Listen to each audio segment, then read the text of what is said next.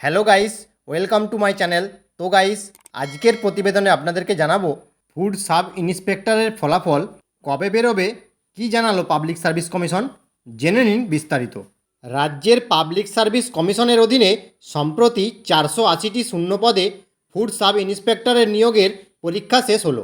রাজ্য জুড়ে প্রায় 13 লক্ষ পরীক্ষার্থী এই পরীক্ষায় বসেছিলেন, কিন্তু ফের পরীক্ষা নিয়ে বিক্ষোভ দেখা যায় পরীক্ষার্থীদের মধ্যে। প্রতিটি জেলায় দুদিনব্যাপী মোট 6টি ভিন্ন শিফটে পরীক্ষা নেওয়া হয়, কিন্তু পরীক্ষার সামগ্রিক ধরন নিয়ে পরীক্ষার্থীরা খুশি নন। কেননা পরীক্ষার্থীদের একাংশ জানিয়েছে সম্প্রতি পরীক্ষার প্রশ্নপত্র ফাঁস হয়েছে সোশ্যাল মিডিয়ায়।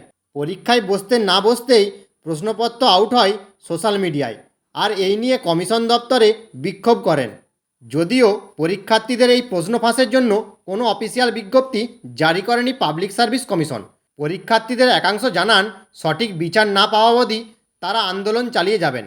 সোশ্যাল মিডিয়ায় প্রশ্নপত্র ফাঁসের দাবি আসে পরীক্ষার্থীদের তরফ থেকে।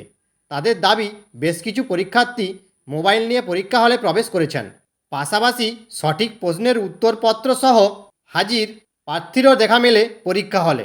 ফুড এসআই পরীক্ষার ফলাফলের সম্ভাব্য তারিখ। পরীক্ষার আগেই কী করে নির্দিষ্ট প্রশ্নপত্র ভিত্তিতে উত্তর করে আনতে পারে দাবি পরীক্ষার্থীদের।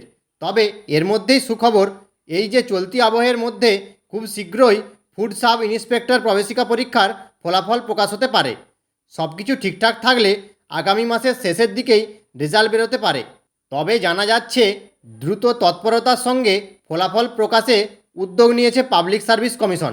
তবে এই নিয়ে এখনও পর্যন্ত কোনো অফিসিয়াল নোটিশ পাওয়া যায়নি পাবলিক সার্ভিস কমিশনের তরফ থেকে। তবে অনুমান করা যাচ্ছে নিয়োগের ক্ষেত্রে বিভিন্ন অনিয়মের মধ্যে দ্রুত নিয়োগের কাজ সেরে ফেলতে চাইছে public service commission. Public service কমিশনের ওয়েবসাইটটি স্ক্রিনে আমি দিয়ে দিলাম। তো গাইস, এখনও অবধি ফুড এসআই সাব ইন্সপেক্টরের রেজাল্ট কবে বেরোবে অফিসিয়াল বিজ্ঞপ্তি এখনও অবধি বেরোয়নি। যখন বেরোবে আমি আমার চ্যানেলে আপনাদেরকে জানিয়ে দেব। ভিডিওটি ভালো লেগে থাকলে একটি লাইক করে দেবেন, আর চ্যানেলটি সাবস্ক্রাইব করতে ভুলবেন না।